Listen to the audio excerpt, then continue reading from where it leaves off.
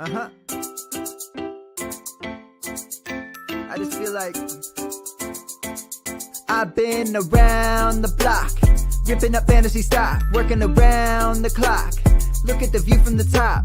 Researching rookies a lot? No, I just be listening to pods. Yeah, one in particular, I'm just a messenger. Let me just pass on the rock. Browning, brunning, pruning, pronouncing ain't what he's doing. What he's doing is not losing, but infusing you with new things. And there's Dennis the Bennett, yeah. The man is a menace, yeah. Building a dynasty, some of the finest things. Promise you, you won't regret it. Sly as a fox, cultured in pop. Give him his props. Here is a thought, here is a box. And you cannot compare them at all, so don't even try. Careful with the news, but when you use a take, I take up Tony Fire. I mean Dyer, because anyone else is a huge mistake. Whoa, fantasy round table, fantasy round table. Yeah. Fantasy round table, come take a look at the crown, baby. Hey, fantasy round table, fantasy round table. Woo. Fantasy round table, come take a look at the crown, baby. Go. Hello and welcome to another episode of the Fantasy Football Roundtable Podcast. A happy Memorial Day Monday to everyone. Don't adjust your dial. We're here to make your holiday Monday morning better. Coming at you a little bit earlier, we're going to be talking about NFC Pass Catchers today, and we will be looking at a couple of news items. But first, long holiday weekend. Matt, Dennis, how was your weekend? So far, so good. Laid a yard of dirt in the backyard, creating a couple new flower beds, trying to get some grass to grow in some bare spots. Son played his first club show. That was a big, exciting event for us. So, now I'm just trying to get through the aches and pains. Summer is officially here. It Yard is. work is upon us. Speaking of aches and pains, complete shit. Did something to my ankle. Barely been able to walk for the past 3 days. So, Dude, speaking of your ankle, so about a week ago, playing catch with my son, I took a hard throw off the inside of my left ankle. Well, now I'm on these different medications since I've had my heart thing, man. My ankle's like purple and yellow. Yeah. It's like, it don't hurt. It just is like psychedelic. Yeah, I have no idea what I did. Just playing center field, didn't feel anything. Don't feel like I stepped weird. Got home from the game, all of a sudden couldn't walk, swollen. It's not bruised. It's red, but there's no bruising. It's just a crap ton of swelling. Can't put any weight on it. So got to figure out how I'm going to return to work tomorrow and, I don't know, walk around for 10 hours on it. So thrilled, we're just making our way downtown, walking fast. Just lace those shoes up tight. That's what I'm planning on doing. Yeah, pretty much. Hey, it's a good thing it was a holiday weekend, though. Yeah, it really is, I guess. So I don't really know. It's not fun hopping around my house everywhere. So all elite athletes come to, that cliff at the end of their playing career. And I feel like this softball season, someone's trying to send you a message. Oh, I know. You think that's bad? Not only did I hurt it's my left ankle, which is the one that I actually, I broke it 9 years ago. Yeah, because my son wasn't born yet. Had no idea. Thought it was just a sprained ankle, so I just taped it up, took a lot of pain meds, played on it for years until I finally went to the doctor, and he's like, dude, when did you break your ankle? I was like, what are you talking about? And it showed me the x-ray where you can still see, like, the chip in my ankle from where it was broken. And so my wife thinks that I might have re-broken it. Itself. Yeah. She's like, she thinks that I might have re-broken it because of the issues that I'm having. On top of that, I also hurt my right groin. So it's even worse trying to hop around because it's also bad on the right side. And I can't really do much about it.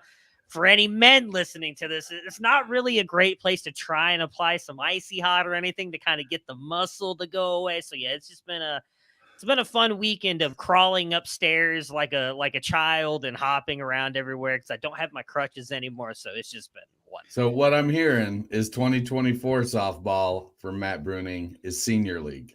Negative. I told him to be the hot young guy in the senior league circuit. I told him I'm out this week, but then when the playoffs start up next weekend, your boy will be there. We'll figure it out. But I'm taking a week off. I gotta heal up a little bit.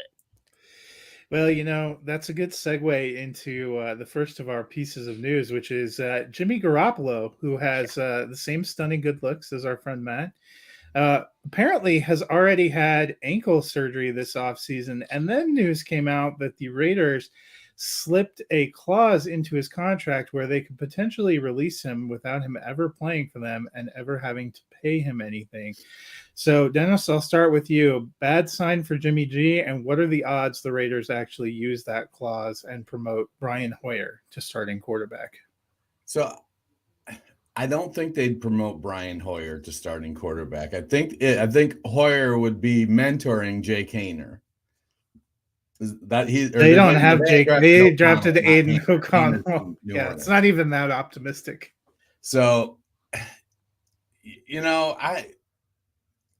I suppose they could look at things and say, look, let's ship off Devontae Adams. He's going to be miserable as we go through this, and he's going to be nothing but problems. Let's figure out a way to make that work.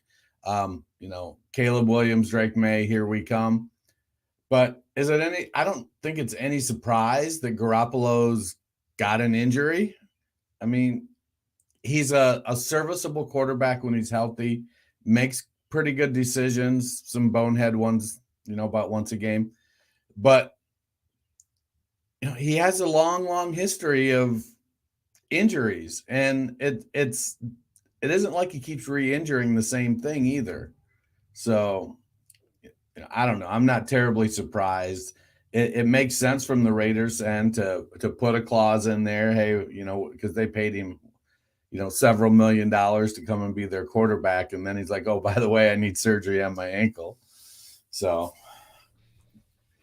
it'll be a mess if he doesn't play. I'm pretty sure.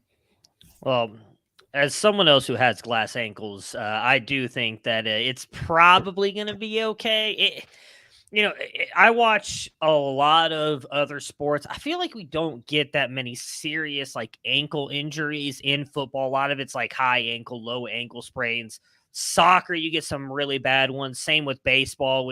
I know, Dennis, you talked about how your son injured himself sliding into, I think it was second base. Even just running to first base, sometimes you step weird on that plate, or it's wet and you roll your ankle, get serious ankle injuries. They do take a while to come back from. It's not really something anybody thinks about until they hurt it, and just how important it is to your body and how long it can take to heal, not just the bones, but all the ligaments in there. I imagine if he's having surgery, he's probably having issues with those ligaments. I would believe he's probably still going to be a Raider. I think that's probably in the contract just because they have to put it in there. I mean, look at what they had to put a watching tape thing in Kyler Murray's contract. There's all kinds of business stuff I think goes into those contracts that we probably don't know a whole lot about. When they come out, we think, oh, that's really weird. I would bet you there's all kinds of injury stuff in a lot of players' contracts. We never really find out about it.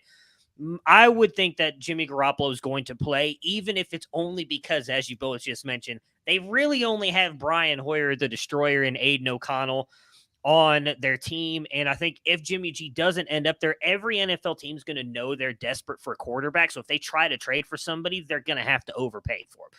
I think Jimmy G is going to be a Raider. He may not start week one, may not even see him in the preseason, but I do think at some point he'll be on the Raiders. He won't be going back to the 49ers, as all 49er fans were freaking out about that on Twitter yesterday.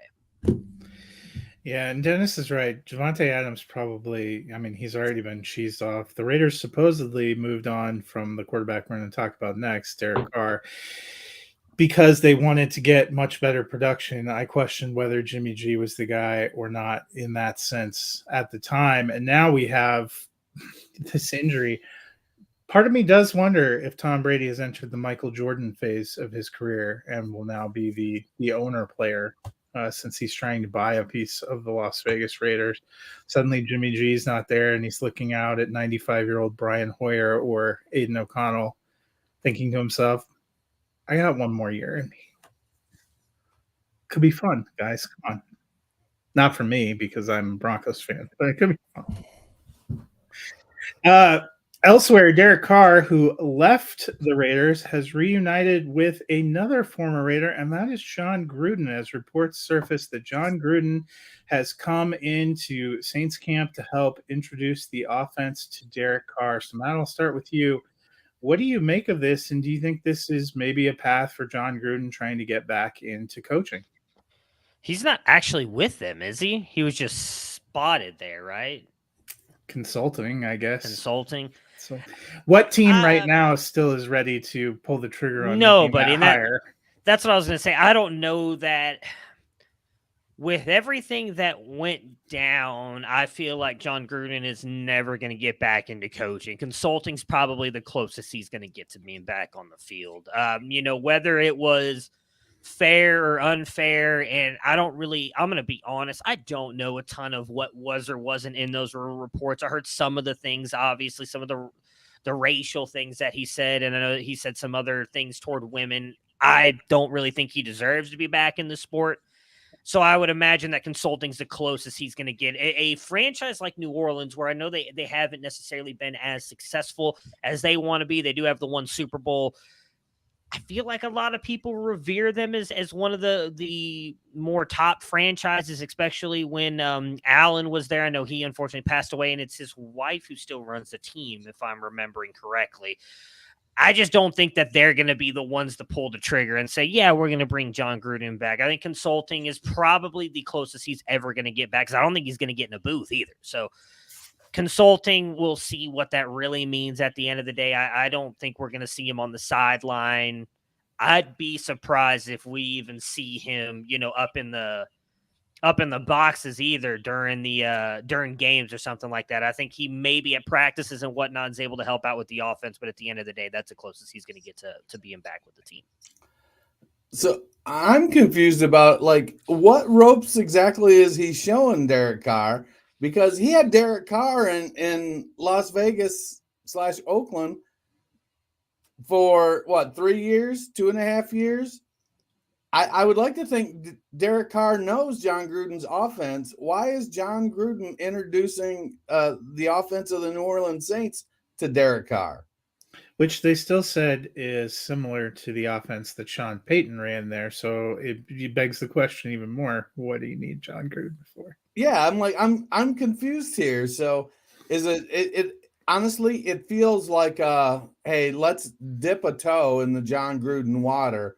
We'll bring him in this role under the guise of, we're going to let you help introduce Derek Carr to this offense that you probably don't know a lot about because you had your own offense that Derek Carr ran. I don't know. Is he there to slap Derek's hand when he makes a John Gruden offense mistake and said, no, do it the other way? And if there's no uproar, it could be the path for him to start to climb back onto the sideline. And maybe it doesn't bode well for Dennis Allen's long-term prospects. I don't think it would happen this year, but I think if Gruden gets involved and there isn't a lot of pushback, a lot of uproar, he gets a little bit more involved, then he gets an official role with the team. Next thing you know, we're 4-10. Dennis, thanks for your service. Hey, we're going to we're going to promote the OC or somebody to an interim coach. And next thing you know, here's John Gruden on the sideline the following season. So it kind of maybe stinks a little bit to high heaven there that they're trying to pull a fast one on us, because I don't know why John Gruden would be introducing somebody else's offense to Derek Carr. Maybe, didn't they used to have houses right next to each other? Maybe he just misses his neighbor and he needed that, people have their emotional support animals. Maybe he needed his emotional support coach as he was going through this transition. Well, that is a good transition for us to look at NFC Pass Catchers. And, a funny thing happened when I was looking at us putting all of our rankings in. We all pretty much have the same teams in the same blocks, just in a different order, which should make this a little more interesting. So we will start with 16 to 13. And Matt, I will let you kick it off with your bottom 4 pass catching groups. All right. So with the bottom team, let's see, number 16, I've got the New York Giants. I mean, I don't really know what there is to say. They're just really not good. I mean, I loved Isaiah Hodgins coming out of Oregon State. I thought he was going to really be maybe not a wide receiver 1, but a decent wide receiver 2. He definitely finally showed something last year. I think the Giants are like the 3rd or 4th team he's been on. They have Jeff Smith, Darius Slayton, Mekhi Polk, Jaden Mickens, who I don't even know who that is, Bryce Ford Wheaton, Jamison Crowder, Paris Campbell, like Wan'Dale Robinson, Sterling Shepard. It's just a bunch of Jags. I know everybody wants Wan'Dale to be a thing. It's not going to happen, folks. It's just not. He's not.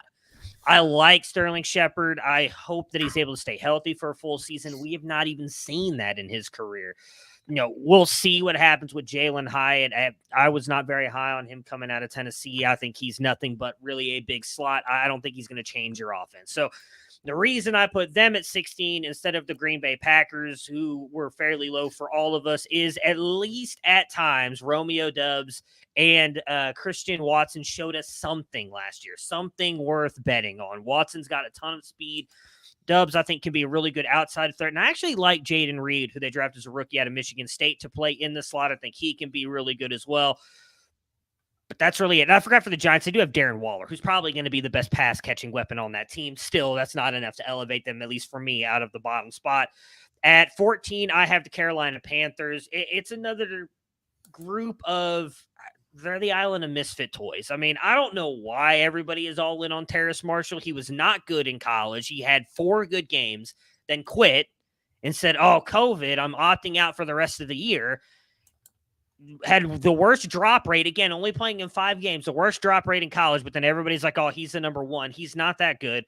They brought in Adam Thielen, who has been good. We're not seeing the Adam Thielen of 4 or 5 years ago, folks. This is the Adam Thielen that's 35 years old. He's kind of getting up there even more. He's not really got that burst anymore. He's probably just going to be a red zone threat. Oh, and they also brought in DJ Chark, who I've loved for years, but the dude cannot stay healthy. And then they drafted Jonathan Mingo, who nobody liked until he had a good week at the Senior Bowl. Maybe he'll be Terry McLaurin. Maybe. But it's just an island of misfit toys. They're not, nobody in this room is good. Oh, they also, speaking of misfit toys, they brought in Laviska Shenault. It's not a good room. I don't think any of these guys are going to be a wide receiver 1 or wide receiver 2 even though I like Bryce Young. And I think he's going to be able to make this offense work really well. I just don't think that any of these players are very good. And then last, that brings me to number 13, which is the Arizona Cardinals. They have Marquise Hollywood Brown, who is a very good wide receiver. Right now at tight end, it's probably going to be Trey McBride because I don't know when we're getting Zach Ertz back. I don't know if he's even going to really play this year. He tore his ACL. It was pretty late in the season. He's aged a little bit. I don't know that he's going out. They just got rid of DeAndre Hopkins, so now they're betting on the human Dortch. Greg Dortch. They've got Andre Basella. I don't even know who that is. Javon Wims. I know everybody loves Michael Wilson. You guys can miss me with that. I don't think he's going to be anything in the NFL except maybe at best a wide receiver 3. It's really just betting on Marquise Hollywood Brown, and that's the only reason they came in at 13. Above the Panthers, Packers, and Giants for me is that's one player on all of these rosters that I think you can bet on actually scoring decent fantasy points for you is Marquise Hollywood Brown. So that's why they come in at 13. All right, so I agree with all of your points about the Carolina Panthers, and that's why I've got them at 16. Like, Chark can't stay healthy. He had one good season 5 years ago. Adam Thielen getting old. I think Thielen's going to have a decent season. He's probably going to be the best receiver there, but he has lost a step. He's going to be a pure slot guy now. He's going to get open with physicality. He's still a decent route runner. And if he gets down the field, he can make some plays, but he's going to be easy to cover because he's not fast. Anybody else there, like they let me see, who did they bring in at tight end? Hayden Hurst. Would it surprise anybody if Hayden Hurst ended up leading this team in receptions? I don't know. But it seems like they're going to run the ball an awful lot, trying to protect Bryce Young. They've got a decent offensive line, so they may They may have some upside surprise, but they just don't have a lot of great assets. Well, I like Mingo. He's a rookie. He's got a lot to prove. And like Matt said, he's sort of a workout warrior at this point. He does have some physical tools. Will he be able to make them translate? At 15, I've got the New York Giants. Yeah, another team that's likely to be led in receiving by their tight end. It's a weird situation because Brian Daboll in Buffalo never heavily used the tight end. They used the tight end when necessary. But it wasn't like you could count on a top 5, top 8 tight end coming out of Buffalo every year under Brian Daboll. And then they bring in Darren Waller, who's a guy that's been widely regarded as a top 3 to 5 tight end for several years, coming off an injury last year. He's in his 30s now. I think he still has a little bit left in the tank, but Isaiah Hodgins has to prove he's more than a 5-game wonder from last season. Wan'Dale Robinson, I said it when we were evaluating this receiver class, that there are a lot of small guys and most of them don't pan out. And Wan'Dale Robinson is a small guy. We'll see if he bucks the trend, but I don't know here. Paris Campbell, I think Paris Campbell is a really talented guy, but he's another one who's never been able to stay healthy and put it all together.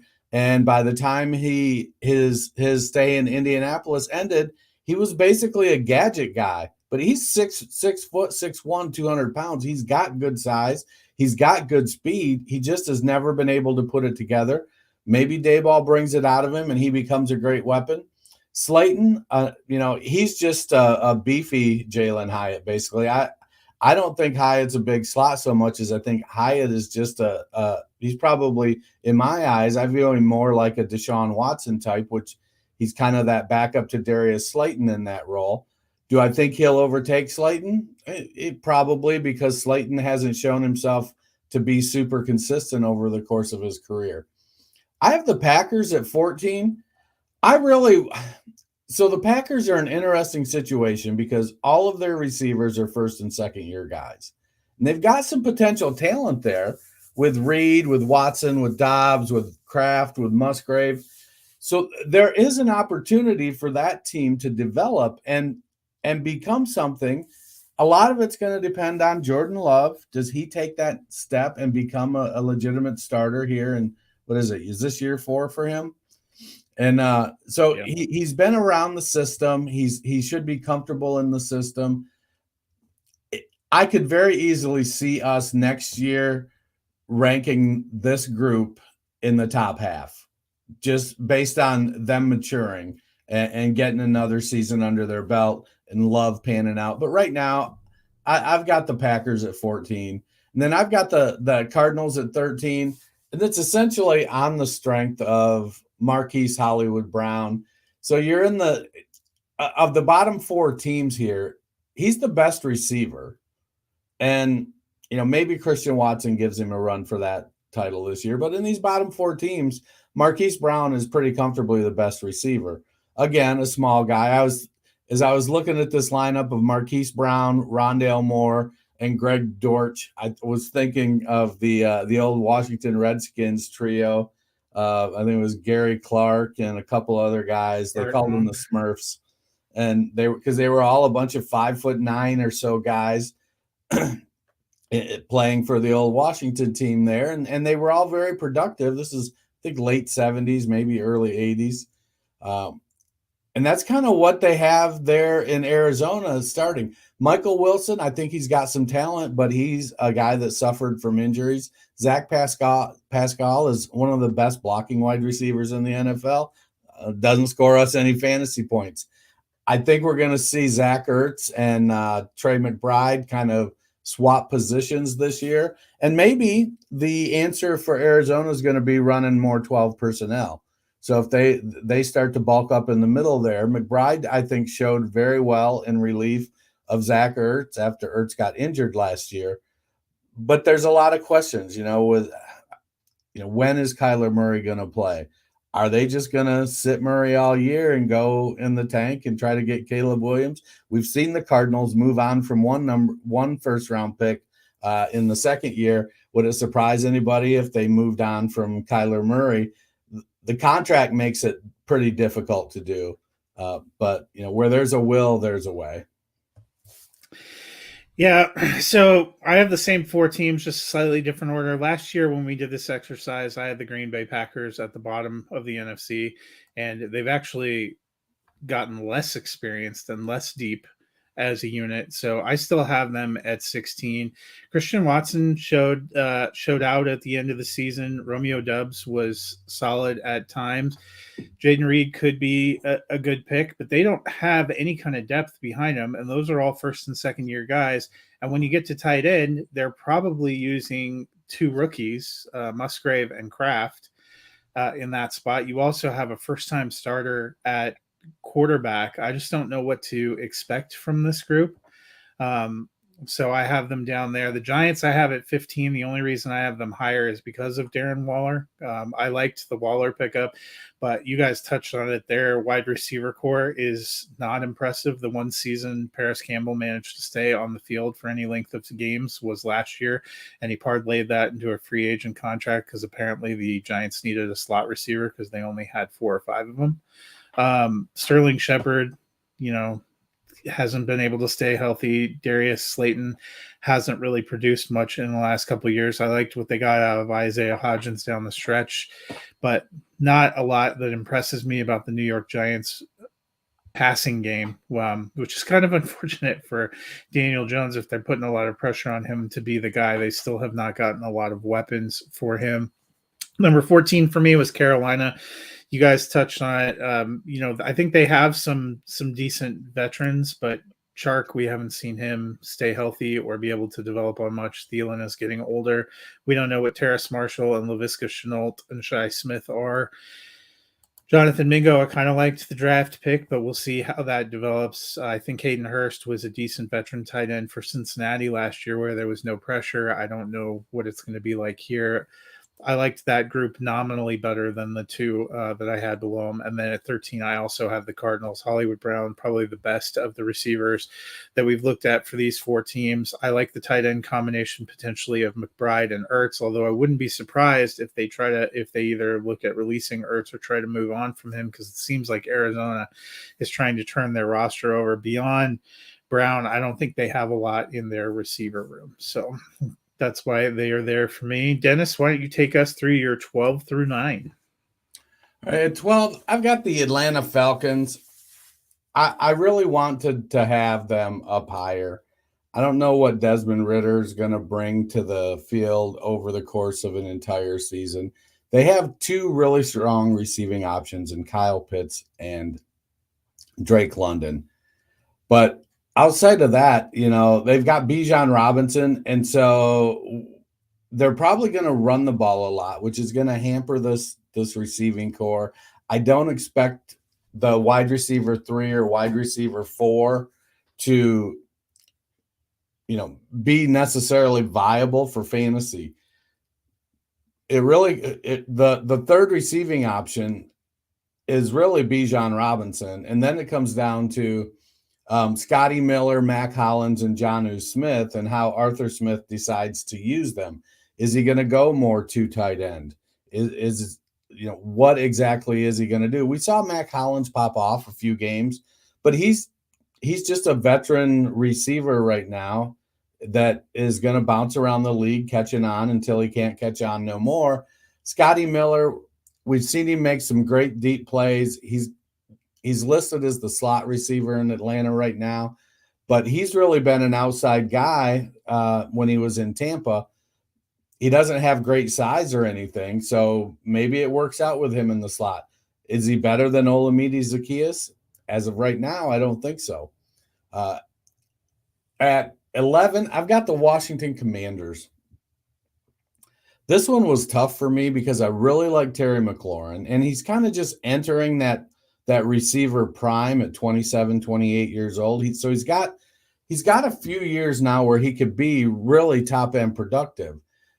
But then Jahan Dotson, before and after his injury last year, was an end zone machine and caught the ball really well. And it wouldn't surprise me if when McLaurin's current contract is up that he's not re-signed and Dotson has ascended to the wide receiver 1 position in Washington.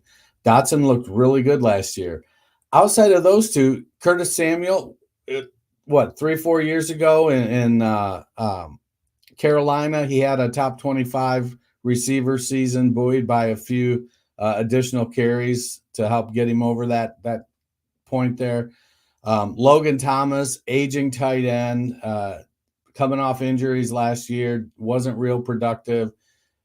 Backing them up, there's not a lot. De'Ami Brown, Dax Milne, John Bates, they don't have a ton of depth there in Washington. So I really like McLaurin and Dotson. We've seen Thomas do it before. Will they pass the ball enough with Brian Robinson and their newfound love, Chris Rodriguez, running the ball?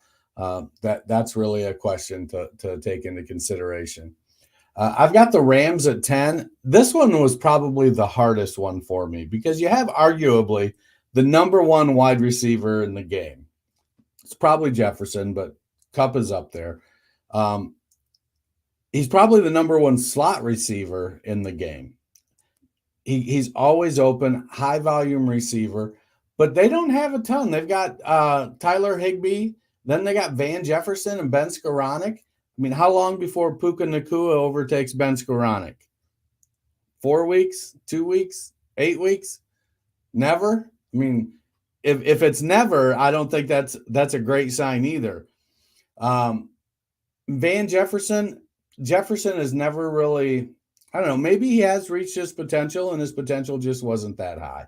He's a professional receiver. He does a lot of things well, makes some splash plays. But this was really buoyed on the back of Cooper Kupp. And then at number 9, I've got the New Orleans Saints. Chris Olave came in last year and, was phenomenal. He had an outstanding year. Juwan Johnson seems to be popping off at tight end. How much does Taysom Hill handicap him? We'll see. It seems like they're phasing Taysom Hill out a little bit more in all aspects of the game. Rashid Shaheed showed a lot of promise. He's a small guy, one of these 5'10", 175-pounders, but he's super explosive, and he really flashed. Michael Thomas, I mean, I don't know what to say about Michael Thomas. We've seen him be great. It seems like I was, in my 20s then. But, he's going to come in. He's going to make he's going to come in. He's going to have a 10-target game, and he's going to look great. And when he does for fantasy, you need to trade him for whatever you can. I want to be in on Michael Thomas, but I'm out. So at number 12 for me, I have the Commanders. I mean, Terry McLaurin is the best wide receiver on that staff, and he gets elevated quite often as this high-end fantasy asset. 29, 20, 25, and 14. Last year was his best year for fantasy. He had not broken top 20 until this past year, and that was mostly due to the fact that there was nobody else to throw the ball to. Jahan Dotson was injured most of the season. Now that he is back, I think both those guys are going to eat into each other a little bit. On top of, I don't know that this offense is going to necessarily be good. We'll have to see what Sam Howell does. I hope that he's good because I did like him as a player. Coming out of North Carolina, but there's a lot of questions about this wide receiver core after those two. So that's why they came in there for me, because at least with the Saints, they have Chris Olave, and they probably should have came in at 12 here because I'm just going to be honest, there's nobody else worth mentioning on the Saints roster. It's just Chris Olave. You can miss me with any Michael Thomas talk. Dude has not played football in what feels like a decade. He's always injured. He's not playing. I would, if he catches a pass, trade him for a 4th-round pick because that's probably the best value you're going to get for him. He's just not good. I know, Matt. I'm sorry. I love him too, but it's just it's not going to happen. So Saints were 11 for me. At 10, I have the Rams, and this is solely boosted because of Cooper Kupp. I mean, I know he was injured last year. I expect him to come back, and he's likely going to dominate and be a top 5 wide receiver for you again in fantasy, so you can't drop him down to the bottom. We'll see what happens with Puka Nacua. Van Jefferson has had his moments, so I think he's a guy that can be intriguing, but really it just comes down to Cooper Kupp. And then at 9, for me, it's the Tampa Bay Buccaneers. Chris Godwin falls very much on that scale of Terry McLaurin for me, and a guy who's completely boosted up, talked about how he's so great because of the 1 year he finished wide receiver 2. 67, 29, 2, 31, 16, 19. He's been very inconsistent as finishing as a top wide receiver for you. Now, he's had 2 wide receiver 2 years and then 1 wide receiver 1 year in a 6-year career. That's not as consistent as you want him to be. Now, I get Mike Evans has been very good. He's finished with 1,000 yards. What is it? 8 seasons in a row, 9 seasons in a row, whatever it's been. He's been arguably a wide receiver 2 almost every single year. He's got 1, 2, 3, 4, 5, 6, 7, 8, 9, 10. So in 10 years that he's been in the NFL, he's finished with 3 wide receiver 1 seasons, the rest of the time wide receiver 2s. He is a guy that I would bet on probably still being decent for them this year, a red zone threat. But we also have to remember a bad offensive line that made arguably for some the best quarterback in all of football look pedestrian most of last year in Tom Brady.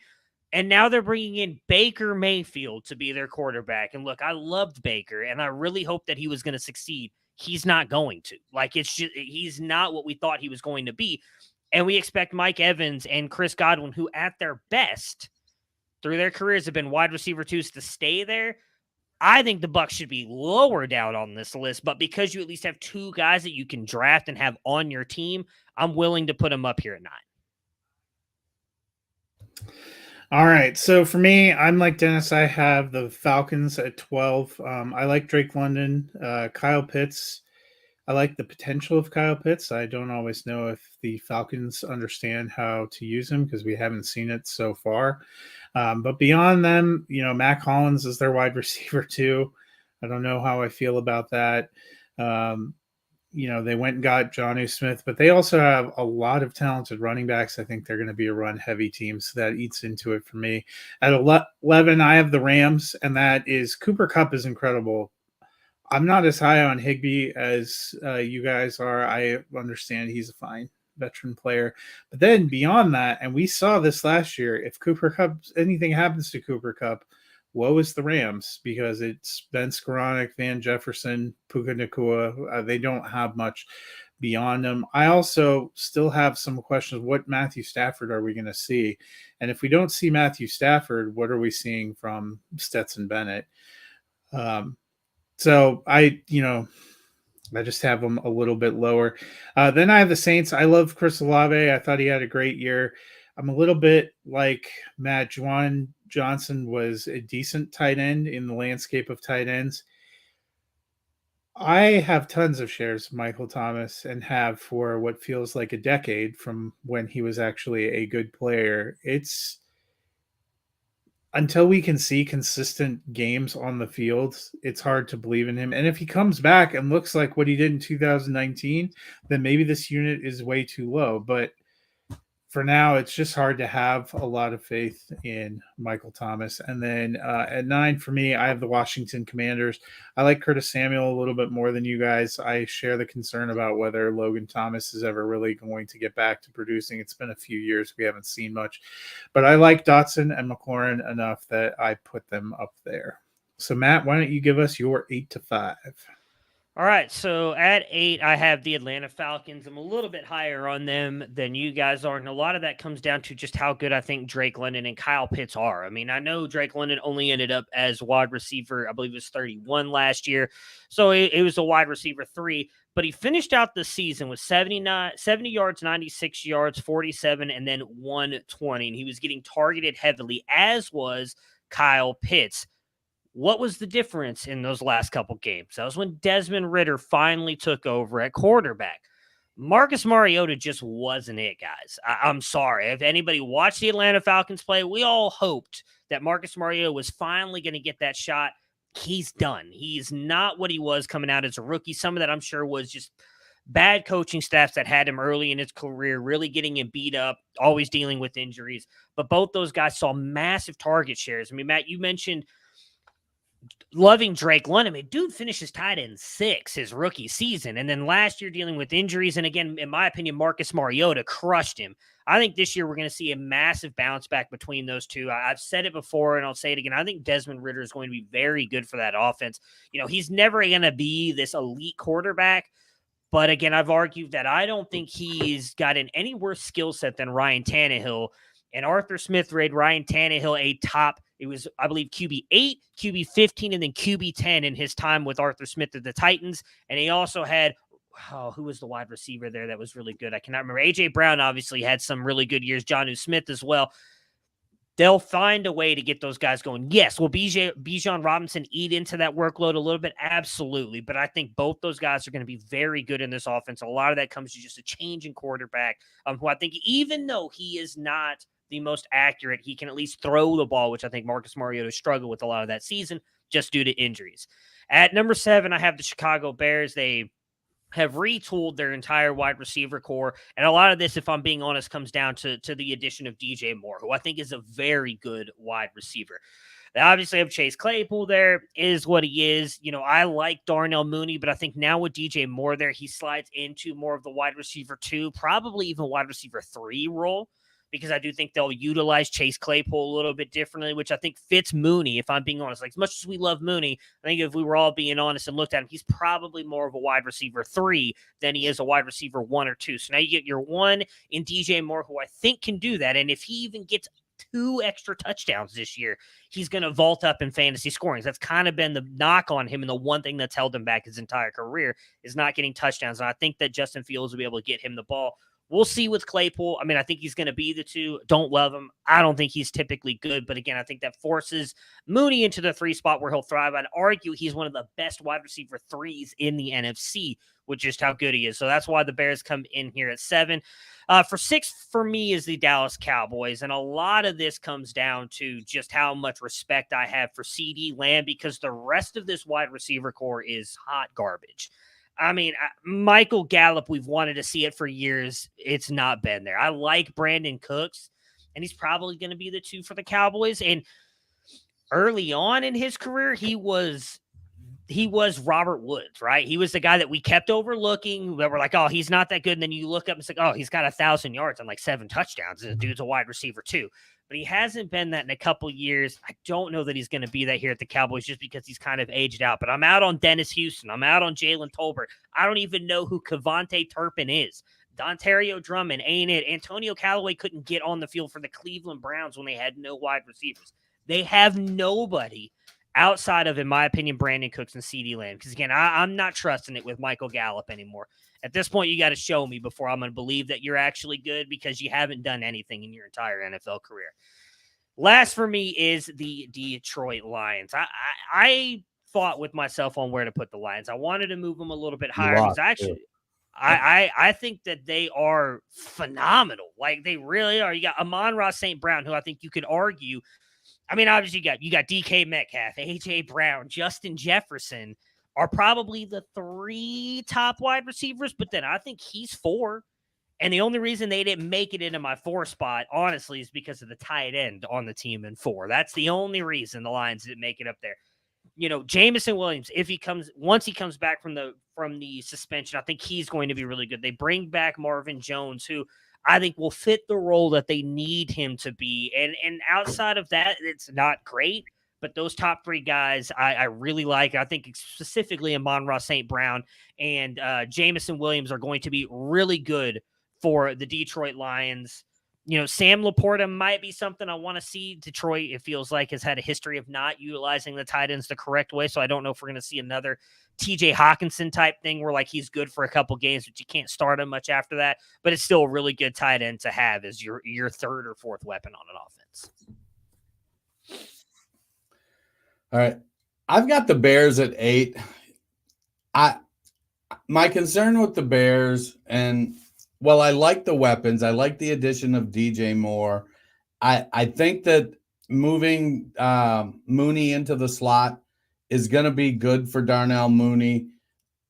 Chase Claypool, we've seen him perform well before, but you know, he obviously he fell out of favor in Pittsburgh. They were willing to get rid of him. Maybe it was because they just felt like they couldn't turn down a 2nd-round pick. But I think he's going to get an opportunity. Cole Kmet, you know, he's a red zone threat. I don't think he's an outstanding tight end. He has some hands issues. But the receivers for Chicago, the biggest thing holding them back is just going to be lack of volume. And so I like the talent. And if the volume follows as this team improves, it could be a very dynamic set of receivers. But right now I've got them at 8. I have the Lions at 7. It's Amon-Ra St. Brown. I know that Jameson Williams we're high on him. He flashed a couple plays last year, but now he's out 6 games. Stupid decision, took accountability for it. I think he's going to be just fine. You know, there's report out of Lions mini camp today that Sam Laporta looked like the best guy on the field by far. But we've also seen that as much as you might think Dan Campbell would want to use the tight end, being a former tight end, you know, they had a really, really, really, really good tight end in TJ Hawkinson, and he had no issues getting rid of him. So I don't think we're going to I think Laporta is going to end up in that 8 to 24 range of tight ends where, you know, any given week or year, he could be tight end 8 or he could be tight end 24. You know, you just don't know from game to game and season to season. I like Jared Goff. I think they're going to throw the ball sufficiently, but Jahmyr Gibbs may cut into the receiving targets a little bit. It's going to be Amon-Ra St. Brown at the top. I agree with Matt. He's one of the top 5 wide receivers in the NFC. I've got Tampa at 6, and I don't know if they deserve this, but I think Mike Evans going for his 10th straight 1,000-yard season this year. I think he's putting up a Hall of Fame career in my book.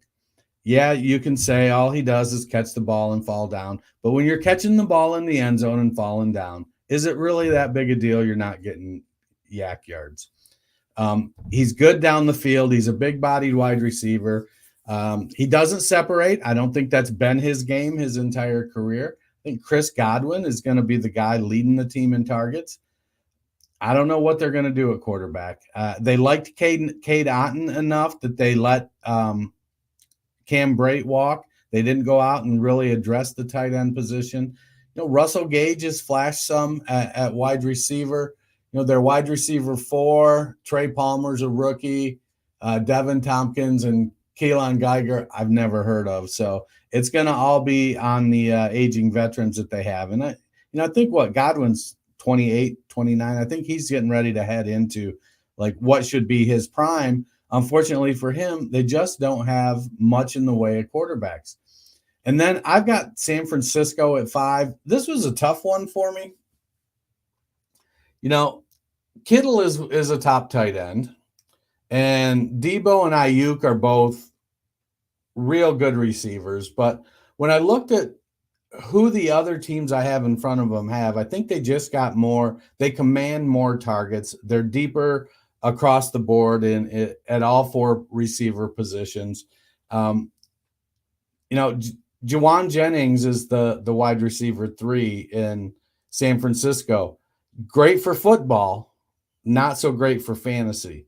Debo Samuel, great for fantasy, great for football. Brandon Ayuk, same. George Kittle, but there's inconsistency with the San Francisco 49er attack, especially now that they have Christian McCaffrey. They can lean on that running game a little bit better and a little bit more and be really, really productive with it. That, and then McCaffrey also, would it surprise anybody if McCaffrey went 1,000 and 1,000 this year? I don't think it would. That's a lot of passing yards to take away from your other receiving threats there. And that's why San Francisco landed at number 5 for me. Yeah, so for me at 8, I have the Detroit Lions. I love Amon-Ra St. Brown. I think he's great. I think there's potential with Jameson Williams. We didn't see a lot last year, and now with that 6-game suspension, trying to get back in, what I was most excited about was seeing him healthy for a complete season, and we're just not getting that.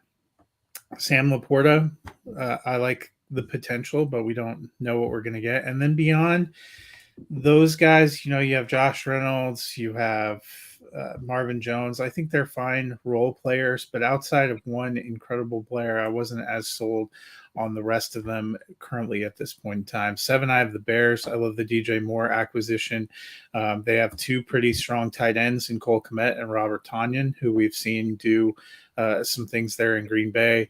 I don't know if I've never been as high on Claypool as he's been on himself, as some of you guys have noted, but I like Darnell Mooney. I think that they went from being a team last year that didn't seem to have much of anything other than Darnell Mooney to a team that seems to have quite a few weapons. I think that's going to benefit Justin Fields. I don't think they have one dominant running back either. So, I think that might help their passing game. 6 for me, I have Tampa Bay. I think they have 3 pretty strong receivers in their top 3 slots with Godwin, Evans, and then Russell Gage. I liked Cade Otton, so that was enough that I slotted them there. I do share Matt's concern about their offensive line and Baker Mayfield, but honestly, as we looked at when we looked at this NFC quarterback landscape, there's a lot of teams in the NFC that don't have incredible quarterback situations.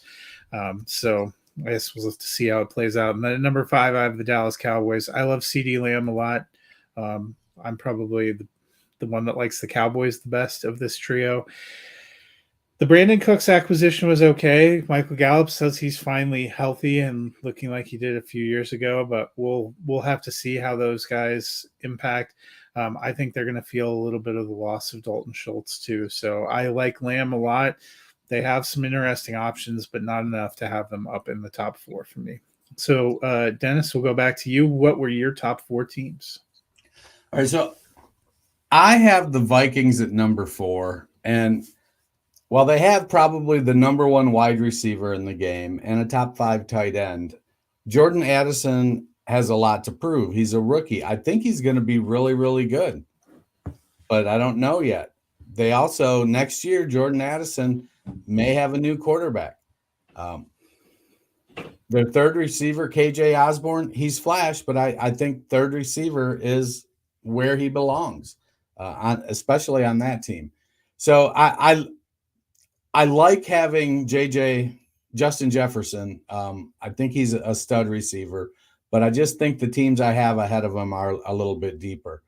At 3, I've got the Cowboys. I disagree wholeheartedly with Bruning here. I think Brandon Cooks is a consummate professional wide receiver and is going to be back in his 1,000-yard seasons bag again. I love CeeDee Lamb. I think he is going to lead that team. But Cooks is going to be a definite asset for both fantasy and real football. And I think he's somebody you can get fairly cheap right now. Gallup, I think what we learned with Michael Gallup is that he's probably best suited to be a team's number 3. And in that role, he can really, really excel. It's going to be frustrating for fantasy because much like we've seen with Tyler Boyd in Cincinnati, he might have 130 yards and 2 touchdowns one game, and he might have 30 yards the next game. And it can get really, really frustrating. But Gallup is really good. I know they're high on Jake Ferguson and Luke Schoonmaker, so I didn't really give the tight ends much weight here. But as far as the top 3 wide receivers, I do like those guys. Their backups, they're not much. Jalen Tolbert's going to need to develop. Semi Fehoko the same. Kevontae Turpin is a kick returner. That's just he's 5'7" and 175 pounds. He came out of either CFL, the XFL right? or UFL. CFL was it? I thought it was CFL. One of the non-NFL leagues is where Kevontae Turpin came from.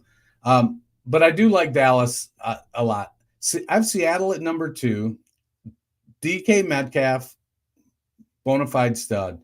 Doesn't do everything you want from a wide receiver.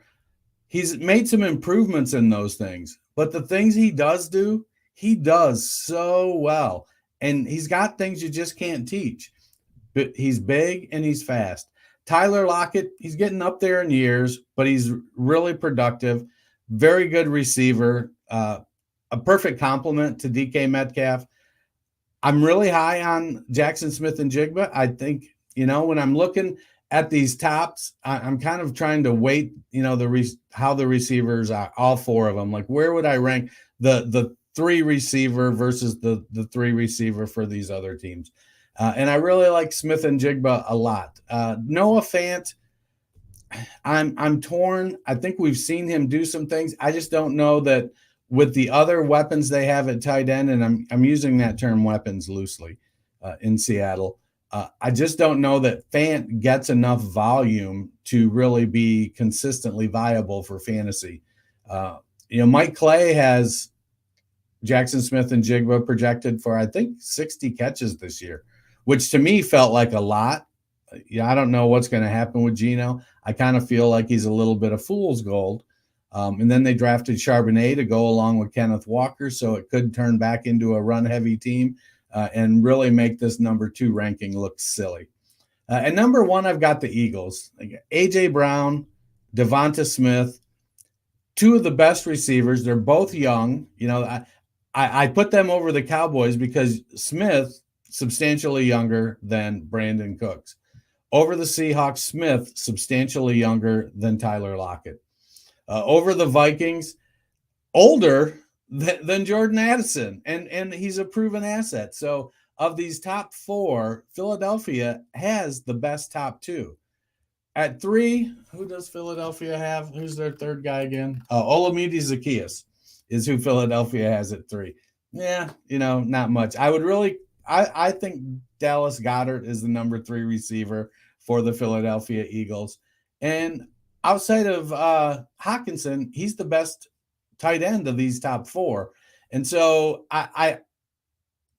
because I'm thinking dynasty, I give the Eagles because A.J. Brown and Devonta Smith are both young. They're somewhere between 23, 25 years old, maybe 26 for Smith, for Brown. But they're not very old. They're powerhouse receivers. They're in a high-scoring offense. Both of them are going to get plenty of opportunity, and that's why I have the Eagles at number 1. All right, so at number 4 for me, I have the San Francisco 49ers. If you've heard the phrase death by 1,000 cuts, I feel like the 49ers attack you with death by 1,000 jags, but it usually works because Kyle Shanahan just knows what he's doing. You got Deebo Samuel, who's an absolute stud. Now, I do think Brandon Ayuk is a lot better than he gets credit for. I think if he was on a different team, he'd probably be a high-end wide receiver 2, possibly even finishing as a wide receiver 1 at times. They just don't feature him. He's a 3 in the offense because really – the number 2 is George Kittle, and that's why they came in here just above the Lions for me. I think you could argue he is the second best or at least third best tight end in the NFC, and the 2 in the argument above him are on maybe not the teams above him. No, one of them is on the team above him in T.J. Hawkinson. I forgot Travis Kelce is not in the NFC. He's in the AFC. George Kittle, I think, really rounds out this 49ers core, and which gives them such a great ranking for me, at least, in having him up there again with Brandon Ayuk and Deebo Samuel. At 3, look, the Minnesota Vikings, they've got Justin Jefferson. I love the addition of Jordan Addison. I think it's going to fit really well in that offense. And then they do have an incredible tight end in TJ Hawkinson, who looked like he finally got unlocked with the Kevin O'Connell offense last year. We'd seen flashes of that in Detroit. Didn't ever seem to really be able to put it together for a full season, and maybe he won't again in Minnesota. Maybe that's exactly what we're going to see, is that he goes back to being that. But at least in the back half of the season, once he joined the Vikings, he was really good, finished very strong as one of the top tight ends, and I think that's going to continue. At 2 for me is the Seattle Seahawks. DK Metcalf, incredible. I also think JSN is going to be really good this year and even better once they move on from Tyler Lockett, who I think is still going to have a really good season. That dude consistently finishes as a high-end wide receiver 2, even though he is getting up there in age and his contract is running out. And I do think Noah Fant is a good 4th option. I know he's a tight end, and we've also seen him kind of struggle to fully put it together his entire career, but he's had moments, and when you're asking him to be the 4th option on an offense, I think that's pretty good. And I'd argue it's probably the best 4th option on most of the teams in the entire top 16 that we have. And then last but not least for me is the Philadelphia Eagles, and it comes down to the 2 studs. And I'd argue, as great as Justin Jefferson is, that doesn't put him in. They probably should have been 2 for me. I went back and forth with them and the Seahawks. But the duo of A.J. Brown and Devonta Smith, who has been extremely good, almost 1,000 yards as a rookie, really good season last year as well as a wide receiver 2. I think that's exactly what you have in this offense, is a stud wide receiver 1 and a stud wide receiver 2. And then you add in a guy like Dallas Goedert, who's likely going to finish as a top 5 tight end every single week. And then you add in top offensive line, one of the best quarterbacks, a great play caller, Nick Sirianni. I mean, let's look at Would he take over the Eagles 2 years ago or a year ago? 2 years ago. Look at how far we've come in 2 years when everybody was making fun, not necessarily anybody here that I can remember, but everybody making fun of him for crying and stuttering through his press conference. He did have one of the worst introductory press conferences ever. He did not instill confidence in anyone through that. He may have, but again, look at how far we've come from 2 years ago when everybody was making fun of him in that press conference to a dude who almost won a Super Bowl and has had arguably one of the better offenses now 2 years running with a quarterback that nobody said could throw the ball. He has turned the Eagles around. This offense has been incredible. When you have a number one wide receiver like that and a number two in Devonta Smith, who I think can challenge for number one territory at time, and then a number one tight end, it's hard for me to not have the Eagles at number one. Yeah, so for me, I have the 49ers at 4. Matt touched on a lot of the things. I like Samuel and Ayuk and Kittle. There's nothing really behind them that impresses me that much, but the way that they run the ball, those 3 guys combined with McCaffrey is a pretty fearsome foursome when you're talking about just NFC teams and talent. I think their biggest question still might be who their passer is going to be week 1 and week to week. Number 3, I have the Minnesota Vikings. I think Justin Jefferson and TJ Hawkinson and the way they played would have been enough for me to pull them up close to the top 4 by themselves. I like the Addison pick. I think KJ Osborne is fine. But Jefferson and Hawkinson were great. I think are helping carry that. They have a strong running game as well. Number 2, this was probably the place that I differed from you guys the most. I really like A.J. Brown and Devonta Smith and Dallas Goedert, so I have the Eagles there at number 2. I think that's a really strong trio. I'm not sure I believe in anything that's behind them. I'm not as big an Olamide Zaccheaus fan as apparently Dennis is. Quez Watkins doesn't do much for me. So I actually at 1 have the Seattle Seahawks, and I think it's the depth of theirs. Tyler Lockett is a chronically underrated player, not just in the NFL, but in terms of fantasy. He and Metcalf have consistently posted strong finishes throughout the years. Then you add JSN in there. I like Noah Fant. I think Noah Fant has struggled. Last year might have been the first year in his entire career he actually had a quarterback, and we're saying that about Geno Smith. So that kind of tells you where he's had probably rougher quarterback luck than even Hawkinson did when they came out of that draft class, and we've seen moments from him. I like Will Dissly behind there too. He's a decent depth piece, but it's really the top 4 there. I thought Seattle had arguably the best foursome of any team, and so that's why I vaulted them into the 1 spot. Matt, why don't you recap yours? Give us 16-1.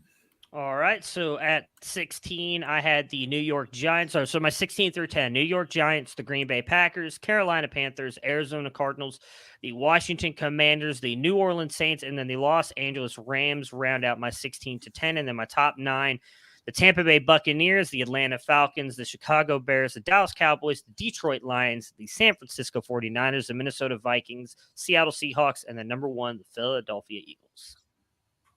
All right. I have the Carolina Panthers at 16, New York Giants 15, Packers 14, Cardinals 13, Falcons 12, Commanders 11, Rams 10, Saints at 9, Chicago Bears at 8, Detroit Lions at 7, Buccaneers at 6, 49ers at 5, Minnesota Vikings at 4, Dallas Cowboys 3, Seattle Seahawks 2, and Philadelphia Eagles number 1. I'm just glad that Dennis has taken over being the Dallas Cowboys homer. It was a spot that I've held for far too long. My number 16 is the Packers. 15, I have the Giants. 14, the Panthers. 13, the Cardinals. 12, I have the Atlanta Falcons. 11, the Los Angeles Rams. 10, the Saints. 9, the Commanders. 8, the Detroit Lions. 7, the Chicago Bears. 6, the Tampa Bay Buccaneers. 5, the Dallas Cowboys. 4, San Francisco 49ers, 3, Minnesota Vikings. I have the Eagles at 2 and the Seahawks at 1. And that is going to wrap it up for us today as we looked at the NFC Pass Catchers. We will be back on Friday doing the same thing with the AFC Pass Catchers. But Dennis, if the people have a little extra free time on this holiday, how should they fill it while they're waiting for that Ted Lasso finale to drop? So it'll only take you a minute. You could do us a huge favor. Go to Apple Podcasts, your favorite podcast platform. Drop us a rating and a review. It helps us out a lot. Tell us what you think. What do we need to work on? If you're so inclined to criticize us, tell us what we need to do better. But please note, this is the only face I have, and I can't afford plastic surgery, so that's not going to get any better. But leave us a rating and a review. Go listen, have some fun. If you're doing some yard work, pop us into your ears, learn a little about fantasy football, and have a great Memorial Day. I want to give a shout out and great respect to all of those who have served and given the ultimate sacrifice on behalf of the Fantasy Football Roundtable. We are able to do what we do because of the sacrifices that you made for this great country, and we thank you. And that'll do it for us. Hope you guys enjoy your Memorial Day, and we will see you again on Friday.